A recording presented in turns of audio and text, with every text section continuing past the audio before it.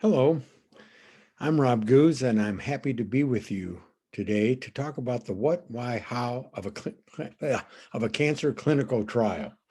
Those of you that have tried to do Zoom presentations know it's a little more of a challenge than just being at a podium with a slideshow. So I apologize in advance, but I think I'm getting a little better at this. So we'll see how it goes. First, some caveats.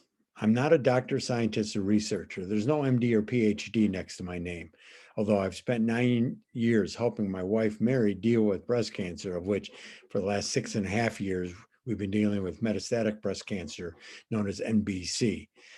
For myself, where I've felt more comfortable talking to others about metastatic breast cancer and clinical trials has been the research I've done online on it. I've attended the San Antonio Breast Cancer Symposium, the largest, I believe, breast cancer conference in the world for 3 years. I do a number of metastatic breast cancer conferences with OncLive, Oncology Live. I spent quite a bit of time talking to both SSM Health physicians and the Carbone scientists and physicians that we work with. Also, both Mary and I have the opportunity, we've reviewed a lot of research projects for companies such as, or groups such as the Department of Defense, American Cancer Society, Mediviver, and our own One Woman, Many Lakes projects that I'll mention a little bit later. Please note, though, I'm not talking about a vaccine trial like COVID-19. I'm going to be talking about drugs, treatments for those with cancer, specifically metastatic breast cancer. So quickly, a development of a new cancer drug or treatment. There's a lot of raw science involved here, mega time, more research. I'm going to go fairly quickly over the basics of what is a clinical trial because I want to spend more time on what we've experienced as a patient. But notice it's often starting in a lab in a petri dish. There's usually tons of animal studies, of which many are mice. I can't tell you how many mice I've seen with cancer tumor cells growing out of their bodies. Much of this kind of research is funded. The primary source is the National Institute of Health, National Cancer Institute. The labs themselves, universities themselves will be funding it. Similar, we have here Wisconsin, the Wimmer. Foundations like our More for Stage 4 Fund will support this kind of research. And we often call this research translational in that we hope to have it translate to a potential drug. But it can take often 8 to 12 years to develop this potential treatment from raw research. Okay, many publications in scientific journals and conferences to discuss this before we go to the next step, where often a lead company will file a new drug application. So what's scary here to think about is here are all these people doing this kind of research, but it may only be 1 in 1,000 drugs that enter this testing program to get to human testing via a clinical trial.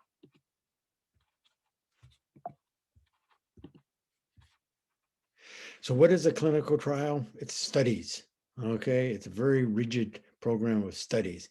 It could be potential new drug or medical device, but it's often even a case of a treatment, just adjusting it to see if it's more effective or has less harmful side effects.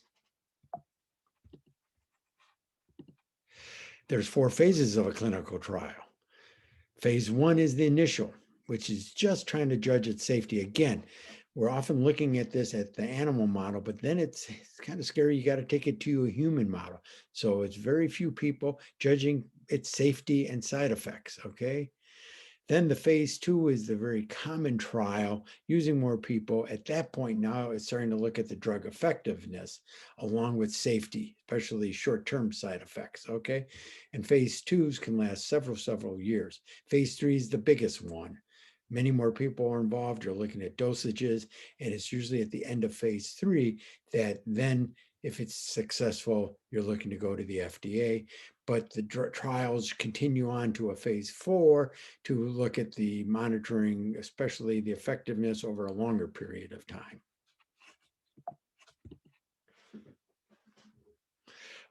There's often then what you need is a new drug application, where the pharma company is going to the FDA for that drug application. And there, maybe 1 out of 5 will get FDA approval. So think about it. Phase 1 to FDA approval can be 4 to 7 years. So from initial research to an actual patient drug can be 12 to 18 years. So now we start getting into what I think is the most interesting part is, why does a person choose to go on a clinical trial? We've been asked that question many, many times. If you know people with cancer, I guarantee they've been asked that by friends, oncologists, see about it on TV. I'm going to be talking about cancer-specific metastatic breast cancer, which is, again, metastatic is stage 4. What metastatic is means that the tumors in the breast have now spread to other parts of the body. Because basically, breast cancer in the breast normally would not kill a patient. It's when it decides to spread, metastasize other parts of the body, the brain, bones, liver, lungs, that then it becomes a terminal disease, okay? Because that is what will kill the patient. So once it does spread or metastasize, MBC is terminal. The patient is always under some kind of treatment. So what the patient does is they start on some approved drugs with some history of effectiveness, depending on what kind of breast cancer they have. And they'll stay on that treatment if it continues to work. And what I mean by working, the cancer is not progressing, it's not spreading, it's not getting bigger. So that is considered working. And the patient has tolerable side effects, because unfortunately, all these drugs, whether it's a targeted drug or chemotherapy, come with many, many side effects. But then when you do have to switch, you often will switch to another proven treatment, okay? Some of these switches can happen very, very quickly. Some can take longer periods of time, okay? So then when do you decide to explore the trial? Probably there's 2 main reasons why. One, now you've gone through the proven treatments and there's no better alternatives to stop this progression. Or 2, there's the opportunity, you're on a drug that may be working, or you're ready to go to a new drug and there's a trial out there with an existing drug that you would be anyway, but you may have it with some other combinations that may make it more effective or may reduce the side effects, especially for those that have no better alternatives. And in all cases, the goal is to extend the quality of that patient's life. But if you have no better alternatives, maybe you can find a miracle cure. So let me give you Mary's history, okay, on her MBC. She was diagnosed June of 14 with metastatic breast cancer, originally in her bones, actually just one part of her bone, her hip. So she had radiation there to shrink the tumor and alleviate that pain. And then almost immediately started on a drug called Afinitor in September of 14, which worked for almost 2.25 years. But she had to stop that due to the bones. They've now progressed to many more bones, okay? And it's called METs, bone METs, okay? So she started on this drug called Ibrance, I think in January of 16, and that lasted 3 good years, 16, 17, 18, till now again, the cancer has now progressed to many other parts of her bone and now was detected in her liver. So then she went to this chemotherapy called Xeloda, but we had to stop that fairly quickly due to some side effects of her heart, especially. Went to another one that she had a mutation, which we'll get to in a little bit, that we thought would work, but that didn't last very long, so we had to stop that. Went to another drug, but that didn't work very much at all due to progression. Went on this chemotherapy that worked for pretty good amount, almost 6 months here, but then her oncologist had to stop that due to some slight progression and the side effects. Not uncommon. Mary is called what's gone through 6 different treatments here, okay, for her metastatic breast cancer. Thus, she's run out of basically the treatments that are out there that may be beneficial. Thus, we start looking at a clinical trial. So how do you choose a clinical trial? The major source is the National Cancer Institute, clinicaltrials.gov. And if you just click on that, you may have actually thousands and thousands of trials. So you go to what's called an advanced sort, start looking at location, what kind of cancer you have. So we could put in metastatic breast cancer in her liver, bones, etc. We'll get to in the next slide. Also, you may be looking at trials listed in your Foundation 1, which is your genomic biopsies, okay? But then when you're looking at these trial sites can be anywhere in the world, okay, around the country or other parts of the world. One of the key things is once you're committed to a site though, so even though a site may be in 20 locations in the US, you cannot switch while you're on the trial to different locations. Okay, for example, we have a winter home in Palm Desert, but we can't start in Wisconsin and then switch over to, let's say, the LA area for the winter. Okay, once you're at a site, you have to stay there. Then you're also looking at whether the trials are randomized or non-randomized. I'll get to that in a very specific example shortly. Does a treatment have any track record of success, which the doctors may know a little bit, even though a phase 2 especially, they just have started to see if it's effective. You're looking at the side effects, because especially by the time a patient is looking at a clinical trial, many instances, they kind of know which side effects they're subject to, okay? Unfortunately, to do all this kind of initial research and maybe look at potentially hundreds of different trials, it's the patient. There's not like a general site or an advising group that can help you navigate.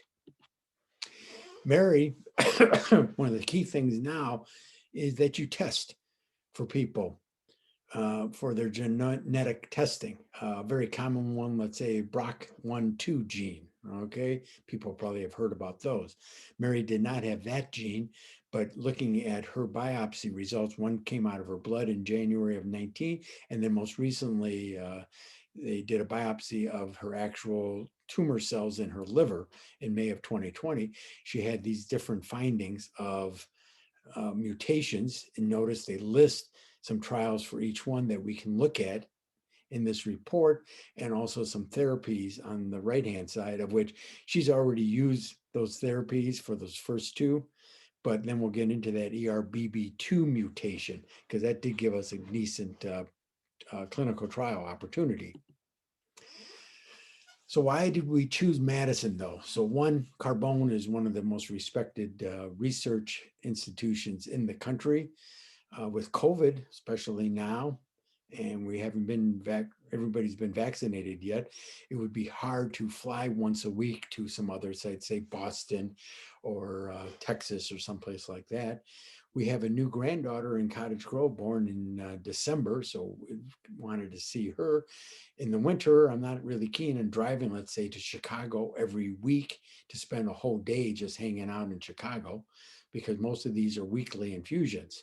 So once we decided on Carbone and Madison, then we could work with a Carbone Cancer Center certified clinical research coordinator who could then go over in details all the different trials that were available at Carbone that would be good for breast cancer. And then in our point, there were basically two or three. One was the Summit trial. All these trials through cancer.gov, clinicaltrials.gov, I mean, has an NCT number. So you can look up this trial based on that NCT number. This one was interesting because Mary had this mutation that qualified for it. And so we were looking at this drug that isn't approved for metastatic breast cancer yet, called niraparib. That's why it's a clinical trial, to see if this drug will work and is safe for someone with her kind of mutation. The pro of it was they've seen some success. Okay. The negative was this is a randomized one. So only 2/3 of the patients did not get this drug. They had even traditional or some combination of kind of traditional drugs. So only a third would actually get this drug initially, which is what we want to see that would work. And you'd have to wait 8 weeks, which is fairly common, to see what the patient, how the patient is handling with or without this drug. If she didn't have this drug in her randomization, she then could switch to it. Actually, we would find out at the beginning whether she was getting this drug or not, but it's kind of scary for a patient to know you're not getting that drug, then wait 8 weeks, have a scan, saw that maybe your cancer has progressed, then you go on this drug, go another 8 weeks, and then find out this drug isn't working. So that's a long time to allow your cancer to grow. And also this drug, niraparib, had some pretty brutal side effects. So we weren't really keen on this trial, although it is a possibility. Instead, we chose this one here called EV, which means enfortumab vedotin, for various stages here. What was interesting in this one, this is non-randomized. This is a drug that I'll get to in the next slide, is out there already for some other patients in bladder cancer. So this is getting tested to see, is this same drug going to be, could work on metastatic breast cancer? Notice I list some other ones, lung cancer, head and neck, gastric, esophageal cancer. So they're seeing if this drug, which was, this thing was in Madison or in Seattle. And the reason I bring up Seattle, we have grandkids in Seattle, but we'd rather be here in Madison. So this drug is a proven drug, okay, that was approved about a year ago by the FDA for metastatic bladder cancer. Notice that when we say something is a proven drug, it's not saying, it's not like a COVID vaccine that you're trying to find 95% effectiveness, okay? These are drugs that you're just hoping to give a quality of life and extend the life of a patient. So here, they're pleased and got approval when it worked in 44% of the patients. Survival gained another 11 months, and 38% had it in their liver, responded, which in Mary's case, it's in her liver. So again, if there aren't a lot of good options out there, we'll take a 1 in 3 or 40% chance that maybe this drug will work also for metastatic breast cancer, like what Mary has. But to qualify for a clinical trial, this is probably one of the biggest things that we've discovered. And again, talking to many other people we know with metastatic breast cancer, unfortunately, only the healthy can often qualify, because you have to meet very specific criteria to be eligible for the trial. I've just listed a couple here, though. If anybody knows the ECOG, that could be your test afterwards, if you know what that is. Many of you, though, that if you've ever had labs done, knowing about white blood counts, platelets, hemoglobin, it can be at the low end, but can't be terribly low. Also some liver functions, one ALT, AST, and this is just bilirubin and some other function. This is just a small list of the, what we call the inclusion criteria. And one, you better have some tumor tissue. We were fortunate when they did the biopsy last May at St. Mary's, they kept some tumor tissue that they could give over to Carbone. So Mary didn't have to go through another biopsy. Other criteria, we're talking about she has the right kind of breast cancer for this here. I bolded, though, you can't have more than 2 lines of chemotherapy in the past, okay? And which Mary now has had 2 chemotherapy. So we couldn't go to a 3rd chemotherapy now and then be eligible for this trial. So that was another reason why we started looking at this trial now rather than later. Then I'm just listing some of the exclusions. If you have neuropathy, okay, diabetes issues, some other malignancies, so you can't have other type of malignant cancers in you, heart issues, some other eye issues, keratitis, and you'll see that in some of the scans she had to go through. So at the point now where we want to try this trial, we sit down with or Zoomed with the clinical research coordinator, and it's a 30-page document that that person had to go through page by page with us to make sure we understood all the aspects, okay? Some of the aspects of within 20 days of starting the trial, we have to read, sign, and date the consent, okay? They have to look at Mary's medical history, medications, how she feels, okay? But then the big thing was Mary was a lab rat for about 2 weeks back in January, where she had CT and MRIs, okay, on her from and brain and bone. So she got scanned from her foot to her brain to her head, okay, had an ECG, had physical exams, had a 2.5-hour eye exam, and then they again had to look at her tumor tissue, okay, along with detailed labs. So the process in a study is that in this study here, they wanted to make sure you understood that you had to take 3 visits every month, okay? And she's going to get this dose of this EV drug through an IV, days 1, 8, 15 of every 28-day cycle, and like to give the chance to see if the drug is working. After 8 weeks, Mary will have scans to see if it's growing or not, okay? The term for metastatic people is this is scanxiety. We'll start developing that 8 weeks from her initial treatment because we're hoping this is working. If not, we'll find out.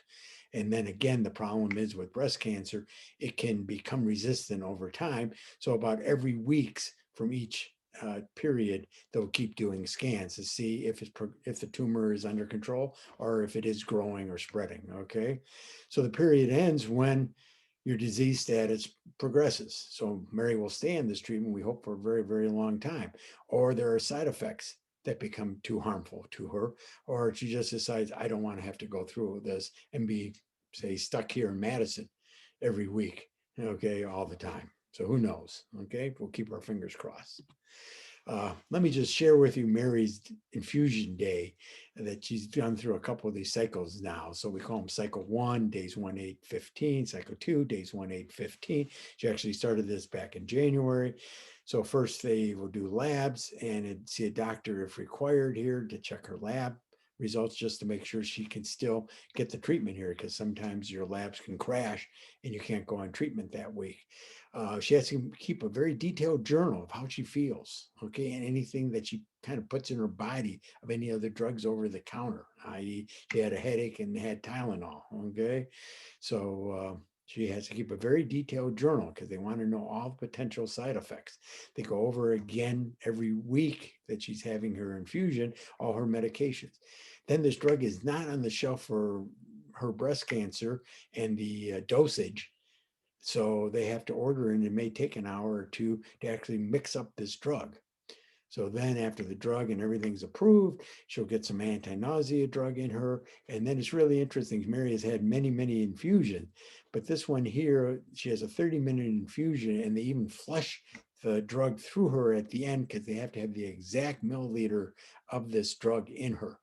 And just to watch the side effects, she's not used to this. A nurse will be with her while she's having the infusion to make sure she does not have some terrible reaction. And then even after that, for 60 minutes afterwards, they'll constantly be checking in on her to see if there are any reactions to this drugs.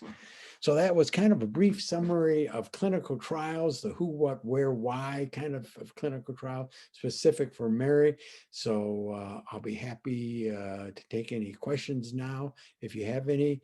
If you come up with some later, feel free to email me at rob@goozer.net, and I'll be happy to answer them for you. Thank you very much for your time.